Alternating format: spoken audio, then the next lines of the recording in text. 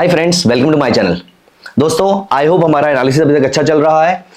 Purpose ये नहीं है कि मैं आपको हर हफ्ते एनालिसिस करके दूं, पर्पस ये है कि आप एनालिसिस सीख जाएं। तो यहां पर without any delay we will be doing the analysis of all the major indices, all the major stocks, all the major commodities. देखते हैं मार्केट में क्या लग रहा है, US market, Indian market.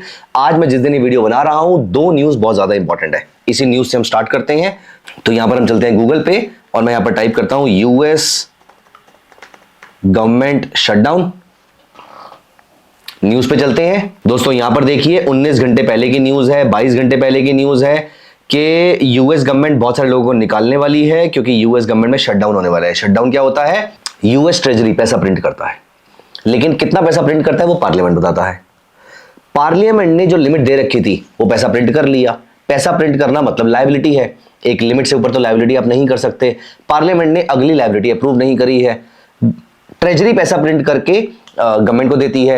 Government के पास जब ये पैसा खत्म हो जाएगा, जब ये लिमिट अचीव हो जाएगी जो कि होने वाली है, तो गवर्नमेंट के पास जब पैसा खत्म हो जाएगा तो वो अपने गवर्नमेंट एम्प्लॉयज को पैसा कैसे देगी? क्योंकि हम नया पैसा छाप नहीं सकते हैं। तो यहां पर गवर्नमेंट अपने ऑफिसेज बंद कर देगी। ऑफ कोर्स वो मिलिट्री नहीं बंद करेगी, एज इन जो नॉट दैट इंपॉर्टेंट, जो कंट्री की सिक्योरिटी को मैटर नहीं करते हैं, वो वाले ऑफिसेज बंद कर देगी। अब वहां पर अगर वो ऑफिस बंद हो जाएंगे, इसको कहते हैं गवर्नमेंट का शटडाउन। अब इसकी वजह से डिमांड कम हो जाती है, डिमांड कम हो जाती है तो मार्केट्स गिर जाती हैं। आज हमारी मार्केट फ्राइडे को गिरी थी। आज हमारी मार्केट जो फ्राइडे को गिरी थी उसका एक बहुत बड़ा कारण यूएस का गवर्नमेंट शटडाउन भी है। क्या हमें घबराने की जरूरत है? I don't think so. Generally अगर आप नोटिस करेंगे, अगर आप गूगल पे भी सर्च करेंगे, तो पिछले अराउंड 50, 60, 70 सालों के अंदर ऐसा 20, 30, 40 बार हो चुका है। हर बार पार्लियामेंट इवेंचुअली उनको अलाउ कर देती है पैसा प्रिंट करने के लिए, लेकिन गवर्नमेंट शटडाउन होने के बाद या उससे जस्ट पहले, उससे पहले पैनिक होता है, मार्केट्स गिरती हैं। हर बार का, हर 1-2 साल के अंदर ये आई वुड से नौटंकी चलती है। इवेंचुअली हो जाएगा, आई होप कि हो जाए, और उसके बाद मार्केट्स मोस्टली नॉर्मल हो जाती हैं। तो एनीवेज, एक ये पॉइंट है।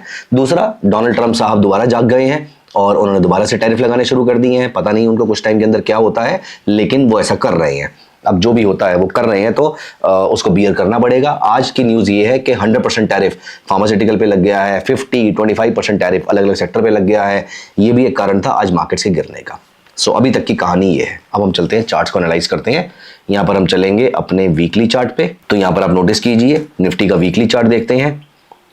तो वीकली चार्ट में फिलहाल ये जो कैंडल बनी है ये बहुत अच्छी नहीं है। यहाँ पर बने थे 3 वाइट सोल्जर्स, और यहाँ पर ये जो कैंडल गिरी है ये बहुत अच्छी कैंडल नहीं होती है मेरी नज़र में। ये वाली कैंडल आप नोटिस कीजिए, जब कभी भी मार्केट ऐसी कैंडल बनाती है, ये बियरिश एंगल्फिंग नहीं है,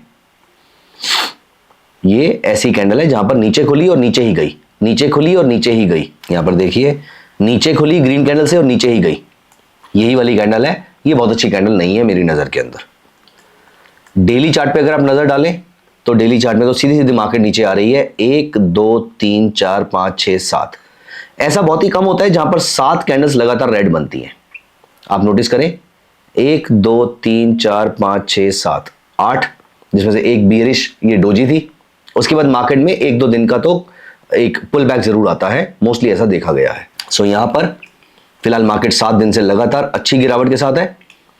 अब अगर ये मार्केट यहां पर ये लेवल ब्रेक करती है तो ये मार्केट वापस नो ट्रेडिंग जोन के अंदर आ जाएगी, और अगर मार्केट ये वाला लेवल ब्रेक कर देती है तो फिर तो यहां पर हमारे लिए बन जाएगा एक बड़े लेवल का सेल।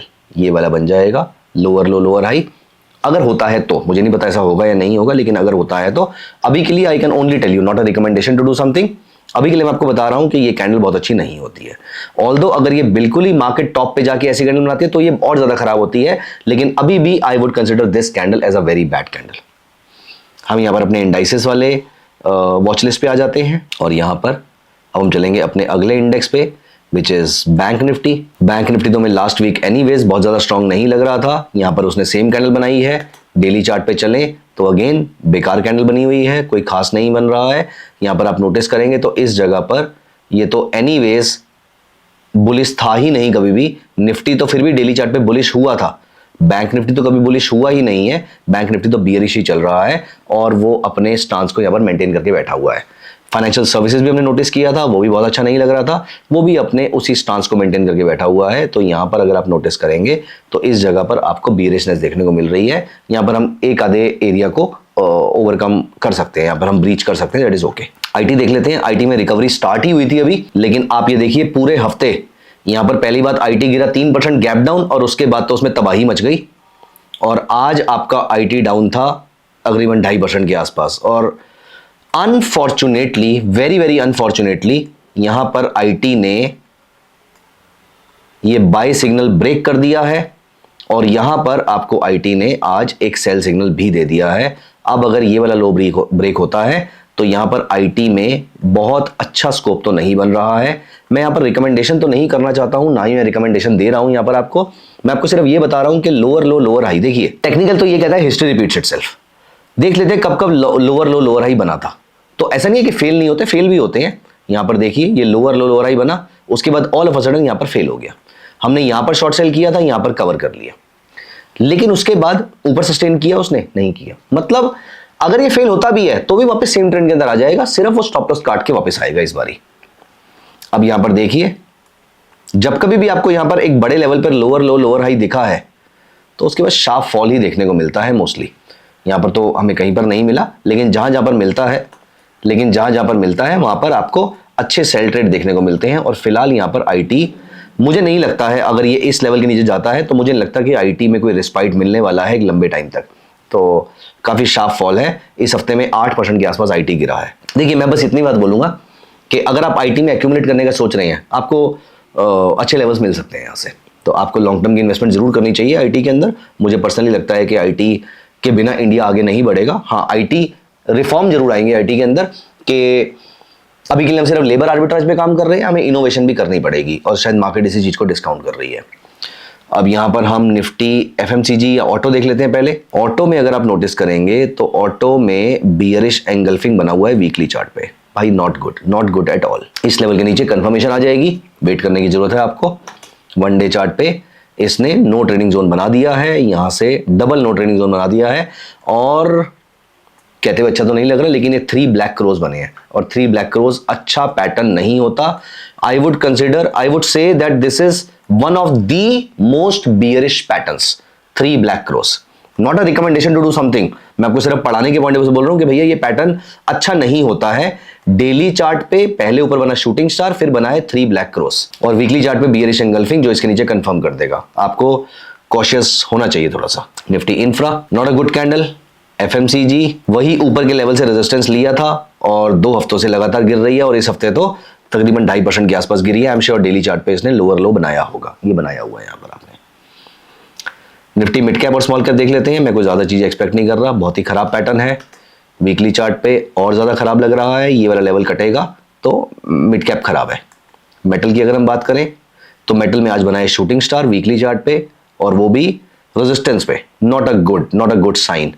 9820 के नीचे इसका कंफर्मेशन आएगा, थोड़ा सा कॉशियस रहने की जरूरत है, थोड़ा ध्यान दीजिएगा यहाँ पर। सो ये तो रहे हमारे मेजर इंडाइसेस। अब हम गोल्ड देख लेते हैं। गोल्ड अक्टूबर फ्यूचर वीकली चार्ट। अब आपको समझ में आ गया, हमने लास्ट वीक एक डिस्कशन करी थी कि गोल्ड 10% ऊपर जा रहा है। मुझे नहीं पता क्या न्यूज है, लेकिन कोई न्यूज तो है, गोल्ड बिना मतलब के ऊपर नहीं जाता है।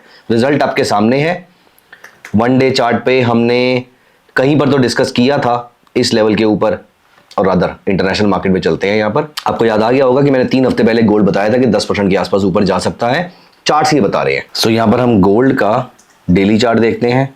तो मैंने यहाँ पर बताया था आपको कि इस जगह पर और इस जगह पर आपको असेंडिंग ट्रायंगल बन रहा है, और आपका जो टारगेट बनता है वो इतना बनता है, और ये रहा हमारा टारगेट अप्रोक्सीमेटली 10% के आसपास। इस हफ्ते ये टारगेट कंप्लीटली अचीव हो जाता है। वीकली चार्ट देखेंगे। सो यहां पर अब क्या होगा अब बताना मुश्किल है। जनरली टारगेट हिट होने पर मार्केट साइडवेज हो जाती है, लेकिन एक बार ऊपर का झटका और भी लगता है। सो नॉट श्योर कि अब क्या होगा यहाँ पर, लेकिन अभी तक का हमारा व्यू जो है वो सही जा रहा है, और ऐसे ही हम ये सारी चीजें, इंपॉर्टेंट चीजें वो डिस्कस करते रहेंगे एजुकेशनल पॉइंट ऑफ व्यू से ही सिर्फ। और सिल्वर इस हफ्ते was up by approximately 6.5%। Important चीज मैं आपको दिखाता हूं यहाँ पर। अब जो है वो गोल्ड अंडर परफॉर्म करना शुरू कर चुका है सिल्वर को।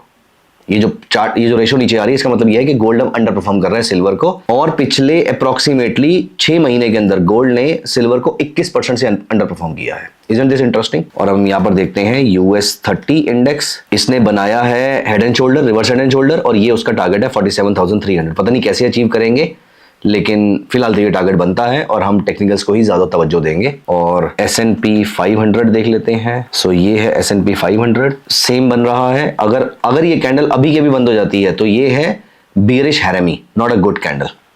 और अगर हम पिछले वाला चार्ट देखें तो ये भी है bearish harami, again not good. लेकिन again I would give more preference to head and shoulder for now. Bearish harami का इतना बड़ा इंपॉर्टेंस नहीं, और एनीवेज ये दिन अभी चल रहा है हमारा, पता नहीं मार्केट कहां पर क्लोज होगी। सो एक हम बिटकॉइन और देख लेते हैं यहाँ पर, not a recommendation to do something, लेकिन बिटकॉइन को एनालिसिस कर लेते हैं। और अभी एक रीसेंट रिपोर्ट एक आई थी, IMF की थी शायद, जो वो कह रहे थे कि बिटकॉइन और स्टॉक्स का कोरिलेशन जो है वो हाई रहता है। One of my students sent me this report.